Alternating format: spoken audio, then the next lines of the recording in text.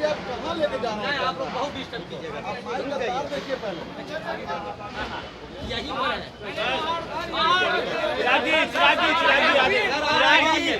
वक्त का कानून जो वो लोकसभा में पेश किया गया, पास किया गया, क्या कहेंगे? पेश किया गया है, पास नहीं किया गया है। इसको सिर्फ इंट्रोड्यूस किया गया था इस बिल को। देखिए, ये पुनः वही साजिश शुरू हुई है जहां पर दूसरों को भ्रमित करना, दूसरों को डराने का प्रयास पुनः विपक्ष ने शुरू किया।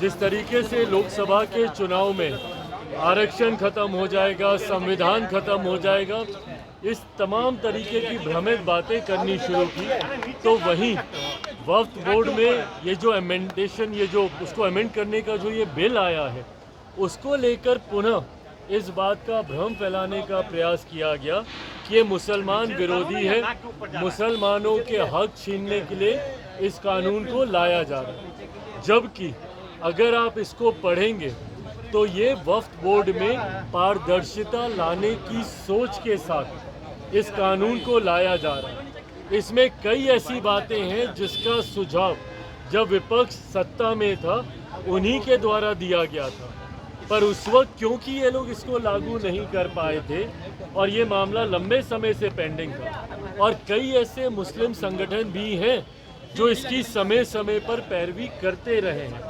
उन्हीं के हक अधिकारों को और मजबूत करने के लिए, ताकि समाज के गरीब मुसलमानों को भी उनका हक अधिकार मिले, इस सोच के साथ ये अमेंडमेंट लाया जा रहा था। पर क्योंकि पुनः इसको भ्रमित करने का प्रयास किया गया था और कहीं किसी के दिमाग में किसी तरीके की कोई शंका ना रहे, इसलिए लोक जनशक्ति पार्टी रामविलास ने भी सरकार के समक्ष, हम लोगों ने ये सुझाव रखा था कि इसको किसी भी कमेटी के समक्ष भेज दिया जाए। अब भले वो स्टैंडिंग कमेटी हो या ज्वाइंट पार्लियामेंट्री कमेटी हो, उसके समक्ष भेज दिया जाए, ताकि जितने स्टेक होल्डर्स हैं, जो भी इसके साथ जुड़े हुए हैं, वो खुलकर वहाँ पर चर्चा कर सकें और ये जो भ्रम फैलाया जा रहा है कि मुसलमान विरोधी है, उस आशंका को दूर किया जा सके। मैं आज धन्यवाद देता हूँ प्रधानमंत्री जी का और हमारी केंद्र की सरकार का कि इसको जहाँ सरकार ने सदन के पटल पर मजबूती से बिल को इंट्रोड्यूस करते हुए अपनी बातों को, सरकार की बातों को प्रमुखता से रखा, तो वहीं विपक्ष के मन में इसको लेकर कोई शंका ना रहे, जेपीसी को भी इसको रिकमेंड करने की बात की गई है। आने वाले दिनों में मुझे लगता है जल्द ही स्पीकर जेपीसी का गठन करेंगे और वहाँ पर खुलकर इसको लेकर चर्चा होगी, बट इसमें महिलाओं का रिप्रेजेंटेशन हो और इस संस्था में पूरी तरीके से पारदर्शिता हो, इस सोच के साथ सरकार इस विधेयक को लेकर आई है। पर अब क्योंकि ये जेपीसी में जा चुका है, वहाँ पे तमाम स्टेक होल्डर्स अपनी बातें रखेंगे और उसके बाद इसको आगे देखा जाएगा। उसमें कई नेता बोल रहे हैं कि भारत में भी सहयोगी दल इसका विरोध कर रहे हैं, जदयू की तरफ से कुछ लोग। कौन विरोध कर रहा है? मतलब अब पता नहीं अब और कोई कर रहा है कि नहीं कर रहा है, पर ललन बाबू ने तो आज खुलकर इसका समर्थन किया ही है। इस विधेयक को जल्दबाजी में क्यों पेश किया गया, मीसा भारती ने कहा। अरे भैया, जल्दबाजी में कहा, लंबे समय से इस विधेयक पे काम हो रहा था, बल्कि यूपीए के समय से इस विधेयक पे काम हो रहा था, और जल्दबाजी और अभी क्यों और तब क्यों, ये सवाल तो हमेशा रहता है। अगर इस विधेयक को आज से अगर हम लोग 6 महीना पहले लाते तो बोलते क्योंकि चुनाव है, तुष्टीकरण करना चाह रहे हैं इसलिए आप लेकर आए हैं। आज जब हम लोग लेकर एक ऐसे समय पर आए हैं जब दूर दूर तक 3 राज्यों का चुनाव भी अभी भैया दूर है, उसका भी अभी नोटिफिकेशन नहीं आया, तो अभी क्यों लेकर आए, ये सवाल तो विपक्ष हमेशा पूछेगा। पर हाँ, जिसके लिए हम लोग कमिटेड हैं, और जहाँ तक रही बात भैया लोक जनशक्ति पार्टी रामविलास की, हम लोग का कमिटमेंट समाज के वंचित, समाज के गरीब वर्ग, समाज के अल्पसंख्यक वर्ग के साथ हमेशा से रहा है। मेरे नेता, मेरे पिता आदरणीय रामविलास पासवान जी का कमिटमेंट रहा है।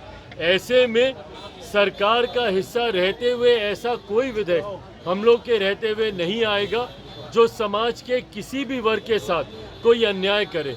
पर विपक्ष बार बार भ्रमित करने का कार्य करता है, लोगों को डराने का काम करता है, कभी विधेयक को लाने के समय को लेकर, कभी उसके पीछे के इंटेंशंस, उसकी मंशा को लेकर। ये सोच गलत है विपक्ष की। यादव को ईडी का नोटिफिकेशन हुआ है, मांझी आपके बयान पर अपनी बातों को जीतन राम मांझी का कहना है कि जीतन राम मांझी जी आपकी बातों पर रखे हैं, अपनी बात को करें कि केवल 4 ही जाति के लोग आगे बढ़ेंगे। देखिए, मांझी जी के बयान पे मैं कोई टिप्पणी नहीं करूंगा, पर क्योंकि इस दौरान मैंने कई अनुसूचित जाति संगठनों से मैंने बातचीत की, पार्लियामेंट में कई सांसदों से मैंने बातचीत की, और संभवतः आने वाले दिनों में अनुसूचित जमात समाज से आने वाले सांसदों के साथ एक सर्वदलीय बैठक भी हम लोग करेंगे। ऐसे में मैंने इस बात को प्रमुखता से तब भी कहा था, पुनः एक बात दोहराता हूँ कि इसमें जो ये ऑब्जर्वेशन सुप्रीम कोर्ट के आए हैं, इसमें कहीं पर भी अनटचेबिलिटी शब्द का जिक्र भी नहीं है। अगर आप 550 पन्नों से ज़्यादा का ये जो ऑब्जर्वेशन आया है, उसमें अगर आप टिप्पणियों को पढ़ेंगे तो कहीं पे भी अनटचेबिलिटी के शब्द का इस्तेमाल नहीं किया गया।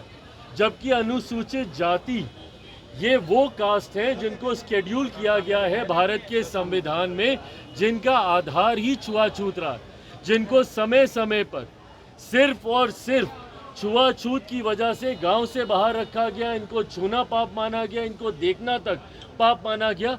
ये वो जातियां हैं। तो ऐसी जातियों में क्रीमी लेयर का प्रावधान संभव ही नहीं है।